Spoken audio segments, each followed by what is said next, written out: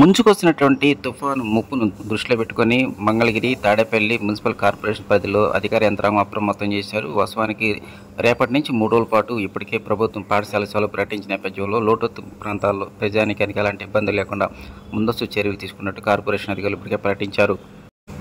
బంగాళాఖాతంలో ఏర్పడినటువంటి తీవ్ర వాయుగుండం కారణంగా ఇప్పటికే ఉభయ గుంటూరు, కృష్ణా అదేవిధంగా గోదావరి జిల్లాల్లో రెడ్ జోన్ ప్రకటించినటువంటి వాతావరణ శాఖ